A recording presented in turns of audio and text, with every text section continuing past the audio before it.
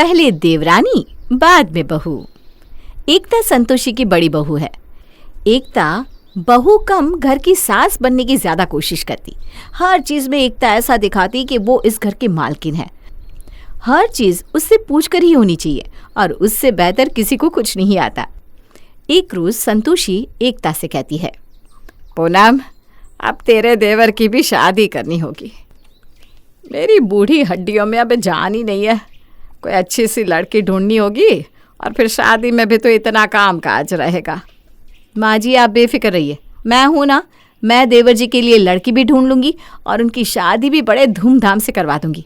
आप बस सबसे कह दीजिएगा कि मेरे काम में टांग ना अड़ाए। अरे कोई तुझसे कुछ नहीं कहेगा, तुझे जो करना है कर। जी मम्मी जी। एकता खुश हो जाती है और मन ही मन सोचती है, मैं इस घर की मालकिन हूँ, अब मैं भी सासू माँ की तरह अपनी देवरानी पर हुकूमत करूँगी।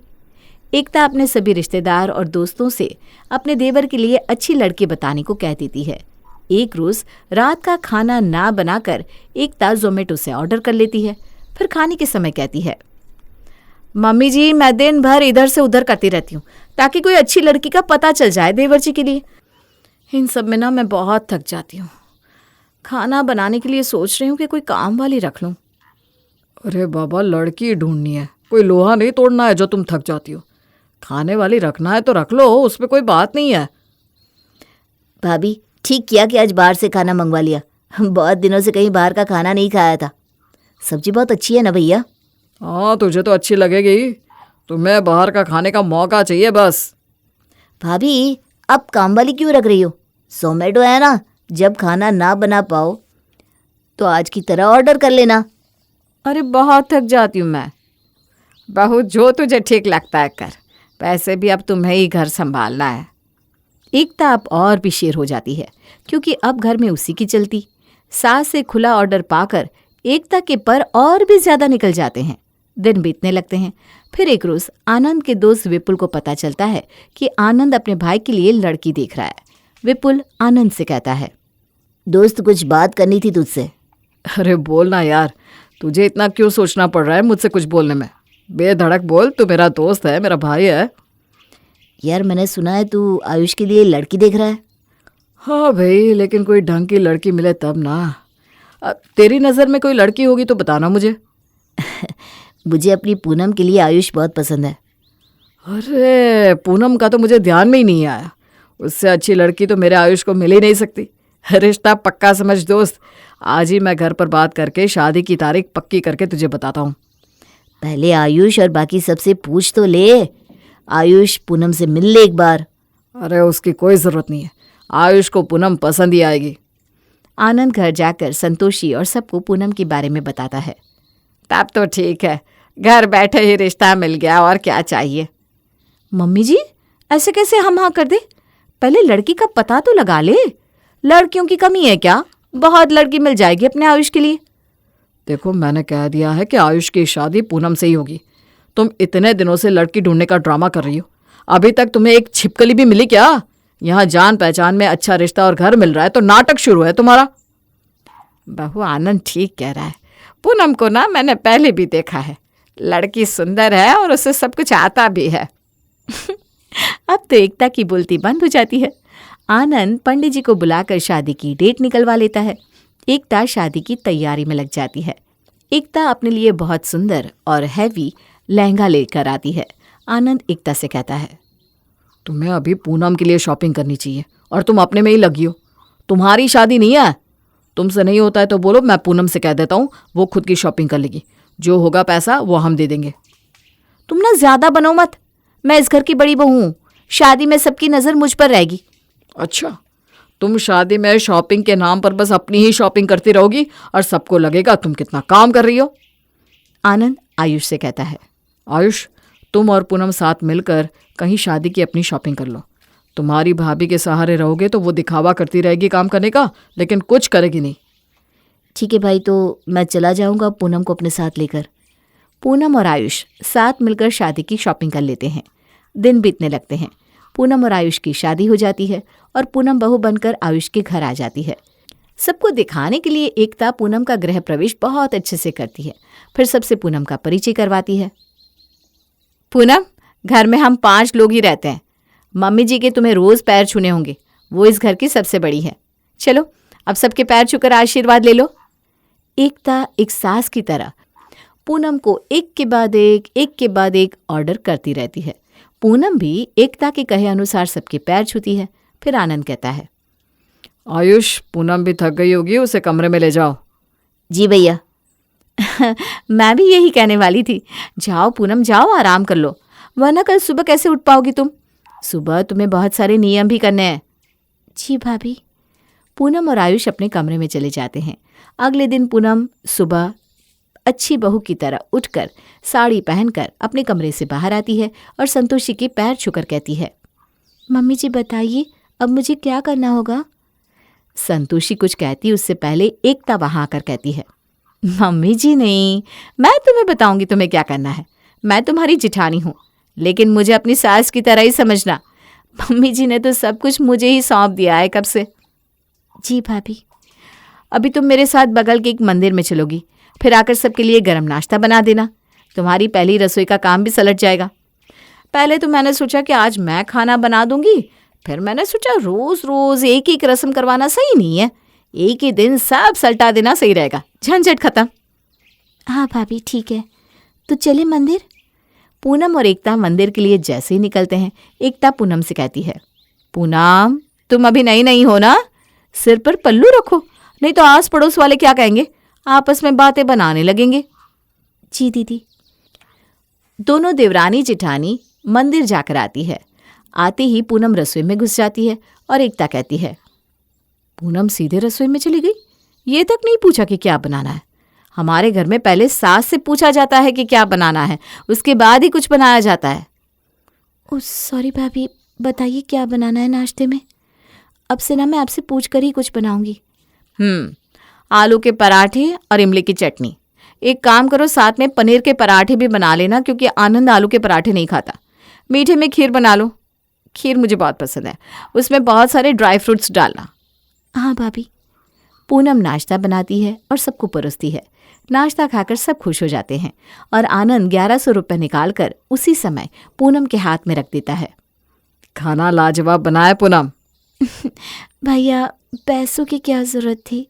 अरे भाई कैसे ज़रूरत नहीं है, खाना सही में बहुत अच्छा बनाया। हाँ खाना तो अच्छा है। सब कोई पूनम को कुछ न कुछ देते हैं। पूनम सबको खिला पिलाकर अपना खाना खाने बैठती है। पूनम को खाता देख एकता कहती है, पूनम ये क्या, तुम नई थाली लेकर खा रही हो? पत्नी का धर्म है अपने पति की झूठी थाली में खाए। हमारे घर में सब अपने पति की झूठी थाली में ही खाते हैं। भाभी मुझे पता नहीं था, लेकिन कल से मैं इनकी थाली में ही खाऊंगी। लेकिन भाभी आप तो अभी अपनी प्लेट में खा रही थी। पूनम की बात सुनकर एकता के तोते उड़ जाते हैं और वो 2 मिनट के लिए शांत हो जाती है। फिर वो धीरे से कहती है, मैं तो तुम्हारे भैया की थाली में ही खाती हूँ, लेकिन क्या कहूँ, तुम्हारे भैया कम नहीं है। उनकी जिद तो तुम जानती हो ना, अपनी झूठी थाली सीधा उठाकर खुद ही धो देते। मैं मजबूरी में कुछ कर भी तो नहीं सकती, वरना मैं कभी नहीं खाती ऐसे। मैं नियम कानून की पक्की हूँ। पूनम एकता की बात सुनकर मन ही मन सोचती है, मेरी जेठानी तो बहुत नियम कानून वाली है, मैं वैसा ही करूँगी जैसा भाभी कहेंगी। पूनम खा पीकर अपने कमरे में आराम करने चली जाती है। थोड़ी देर बाद एकता पूनम के कमरे में जाकर कहती है, पूनम घर की बहू बेटी सुबह के समय सोती नहीं। अभी 2 बजे दोनों भाई दुकान से आ जाएंगे, तुम दोपहर का खाना बना लो, नहीं तो फिर देर हो जाएगी ना। चलो फटाफट खाने में लग जाओ। चावल, दाल, रायता, रोटी और आलू की सूखी सब्जी बना लेना। सलाद और धनिया की चटनी मैं कर दूंगी। तुम अकेले क्या क्या करोगी, मुझे ठीक नहीं लगता अकेले सारा काम किसी एक पर छोड़ देना। ठीक है भाभी, आप चलो मैं आती हूँ। पूनम उसी वक्त उठकर रसोई में चली जाती है और दोपहर के खाने में लग जाती है। एकता हॉल में बैठकर टीवी देख रही थी। फिर थोड़ी देर बाद जब सारा खाना बन जाता है और सबके आने का वक्त होता है तो एकता कहती है, चल एकता रसोई में चल, सबको लगना चाहिए ना कि मैं भी बैठी नहीं हूँ, काम कर रही थी। एकता रसोई में जाती है और पूनम से कहती है, पूनम जाओ तुम आराम से बैठो, मैं चटनी और सलाद बना देती हूँ। पूनम काम करके हॉल में आती है। जैसे ही वो बैठती है वैसे ही आनंद और आयुष दुकान से आ जाते हैं। बहुत जोरों की भूख लगी है, खाना लगा दो। रसोई से पसीना पोंछती हुई एकता निकलती है और पूनम से कहती है, पूनम, सबका खाना लगा दो। जी भाभी, अभी लगाती हूँ। पूनम सबका खाना लगाती है। एकता, पूनम कल ही आई है और तुम तब से घर के कामों में उसे लगा रखी हो। ये सही बात नहीं है। हाँ भी ना, मुझे इतना बुरा समझते हैं। मैंने उसे कोई काम पर नहीं लगाया। अब पहली रसोई बनाने का नियम होता है, वो तो करना पड़ेगा ना। और दोपहर के खाने में मैं बराबर उसके साथ ही लगी थी काम में। अच्छा, चलो तब तो सही है। पूनम भी जल्दी इस घर में ढल जाएगी। एकता बहू, नाम की तरह तूने घर को भी जोड़े रखा है।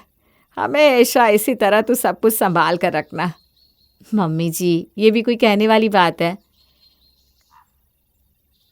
सबको ये लगता है कि दोनों देवरानी जिठानी ने मिलकर खाना बनाया है, लेकिन खाना पूनम ने बनाया था। एकता की तो मौज हो जाती है। पूनम आते ही घर के पूरे काम करने लगती है। शाम को पूनम और एकता हॉल में बैठकर बातें कर रही थी। उसी वक्त संतोषी वहां आ जाती है। संतोषी को देखकर एकता जमीन पर बैठ जाती है। मम्मी जी, आप बैठो। फिर एकता खिरची नजरों से पूनम को इशारे करने लगती है। भाभी क्या हुआ, बोलिए ना, समझ में नहीं आ रहा मुझे। अब वो कुछ नहीं, मम्मी जी के सामने ऊपर बैठी हो, अच्छा लगता है क्या? अब मम्मी जी, आपके पैर दुख रहे हैं, मैं दबा देती हूँ। लाओ भाभी, मैं दबा देती हूँ। पूनम जमीन में बैठकर संतोषी के पैर दबाने लगती है। बहू, जमीन पर बैठने की कोई जरूरत नहीं है, यहाँ ऊपर मेरे पास आकर बैठ जाओ। नहीं मम्मी जी, भाभी ने मुझसे कहा है जो इस घर का नियम है वो मैं करूँगी। बोलने दे तेरी भाभी को, ऐसा कोई नियम नहीं है। चल ऊपर आकर बैठ जा। पूनम ऊपर आकर बैठ जाती है। इसी तरह दिन बीतने लगते हैं। एकता अब सारा काम पूनम से करवाती और वाहवाही खुद लूट लेती। एक दिन पड़ोस की एक औरत संतोषी के घर उससे मिलने आती है। संतोषी, सुना है जब से तेरी छोटी बहू आई है तब से वो जब देखो काम करती ही रहती है। बड़ी बहू कुछ करती नहीं क्या? काम वाली लाई हो या फिर बहू? ऐसा तो कुछ नहीं है। अरे बहन, तू तो कमरे में बैठी रहती है, तुझे क्या पता चलता होगा?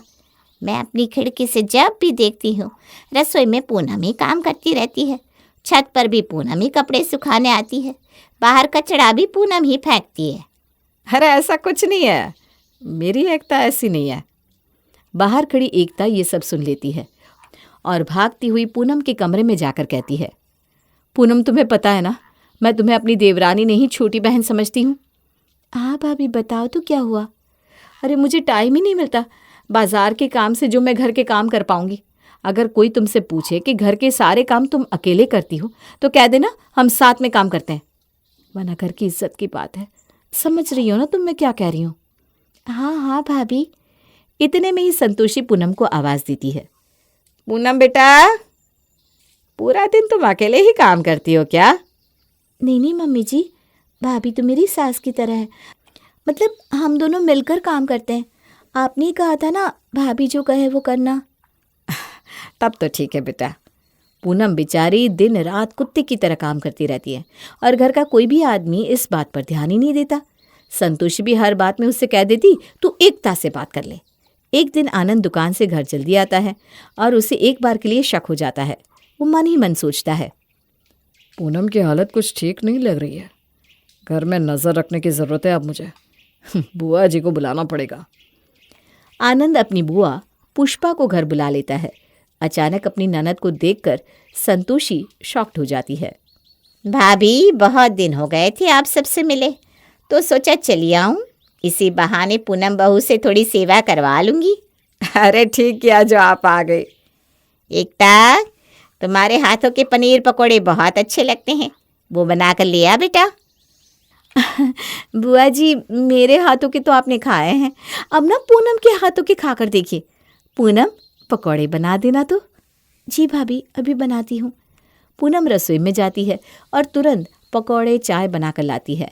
पकौड़े खाकर संतोषी अपने कमरे में चली जाती है, लेकिन पुष्पा अपनी नज़र गड़ाए रखती है दोनों बहुओं पर और मन ही मन सोचती है, आनंद ने ठीक कहा था, पूनम पर अत्याचार हो रहा है। इसका पर्दाफाश तो मैं करके रहूंगी। एक रोज़ पुष्पा कहती है, पूनम बेटा, तू मेरे साथ बाजार चल, मुझे थोड़ा सामान लेना है। लेकिन बुआ जी, घर की सारी मार्केटिंग भाभी ही करती हैं, उन्हें ज़्यादा नॉलेज है हर चीज़ों का। अरे बेटा, तू क्या अभी तक बाजार नहीं गई? अभी तक तो मैं शादी के बाद यहाँ के बाज़ार नहीं गई हूँ। मेरी मम्मी मुझे बुला रही है, मैं मायके भी एक बार भी नहीं जा पाई हूँ। क्यों? क्यों बहू? एकता तो अपनी शादी के तुरंत बाद घूमने गई थी, फिर 1 साल तक तो कितनी बार मायके गई है वो। तू चली जा कल ही। तेरे बाल कैसे हो गए हैं? कंघी भी नहीं करती है क्या तू? क्या करूँ बुआ जी, टाइम ही नहीं मिलता। हैं? नहीं, मतलब वो मन ही नहीं करता। आज तो तुझे मेरे साथ चलना होगा। चल तैयार हो जा, एकता खाना बना लेगी। पुष्पा पूनम को जिद से ले जाती है। एक दिन पूनम घर पर नहीं होती तो एकता बाजार से रात का खाना ऑर्डर करके मंगवा लेती है। रात को जब पूनम और पुष्पा घर आते हैं, बहू, तूने खाना नहीं बनाया क्या? एक दिन तुझे इतना भारी हो गया, अकेले तुझसे खाना नहीं बना तो बाहर से मंगवा लिया। अरे नहीं नहीं बुआ जी, ऐसा नहीं है। मैं ना आज थोड़ा अपने कमरे की साफ सफाई में लग गई थी तो लेट हो गया। अच्छा चलो ठीक है, आज तो सब साथ बैठकर खाएंगे खाना। पर सबसे पहले एकता बैठ जाती है और पूनम वहीं खड़ी रहती है। अरे पूनम, तू क्यों नहीं बैठ रही? हाँ, हम सबके साथ बैठ जा। बुआ जी, हमारे घर में नियम है ना कि पति की झूठी थाली में ही खाना है, तो मैं कैसे बैठ सकती हूँ? तू पागल है क्या? तुझे किसने कह दिया कि हमारे घर में ऐसे नियम है? मुझे भाभी ने कहा था और मम्मी ने कहा था कि मुझे भाभी की हर बात माननी है, क्योंकि वो मेरी सास की तरह है। इतना कहते ही पूनम चक्कर खाकर गिर जाती है। आयुष तुरंत डॉक्टर को बुलाता है और डॉक्टर कहते हैं, अपने शरीर की क्षमता से ज़्यादा काम करने के कारण इन्हें कमज़ोरी आ गई है, रेस्ट की ज़रूरत है। आयुष का दिमाग गर्म हो जाता है। अब मुझे समझ में आया कि रोज़ रात को तुम्हारा बदन इतना गर्म क्यों रहता है। तुम्हें बुखार हो जाता है इतना काम करने से। हाँ, मैं जब से आई हूँ तब से तो बस पूनम ही काम करती रहती है, एक पैर पर, और एकता बहाने बनाकर बचती रहती है। भाभी को तो कोई मतलब ही नहीं है, उन्होंने तो एकता को ही पूनम की सास बना दिया है। तुम्हें एक बार हम सबसे बोलना तो चाहिए था ना पूनम। एकता, तुमने बहुत गलत किया है। गलती एकता या पूनम की नहीं है, तुम सबकी है, जिन्होंने कभी बेचारी पूनम पर ध्यान ही नहीं दिया। आयुष, तुम पति तो बन गए, लेकिन पति होने का कोई फर्ज नहीं निभा पाए। जो हुआ सो हुआ, लेकिन अब ऐसा नहीं होगा बुआ जी, क्योंकि अब मैं दोनों को अलग कर दूंगा ताकि बेचारी पूनम पर ही सारा लोड ना आए। मम्मी, मैं और एकता नीचे तले में रहेंगे और पूनम ऊपर। कुछ वक्त पूनम और आयुष को खुद के लिए मिल जाएगा। एकता, कान खोल कर सुन लो, अगर तुम्हें पैंतरे करना है तो अपनी माँ के घर जा सकती हो। अब इस घर में कोई काम वाली नहीं रहेगी। ऐसा मत करो, मुझे माफ कर दो आनंद, कम से कम काम वाली को तो मत हटाओ। मैं इससे ज़्यादा कुछ नहीं बोलना चाहता हूँ, समझी? तो जैसे मैंने कहा है वैसे ही रहना होगा, नहीं तो अपना सामान बांधकर घर से चली जाओ। एकता ने पूनम से जो किया था उसका बदला आनंद ले लेता है। अब देवरानी बस बहू बनकर रह जाती है।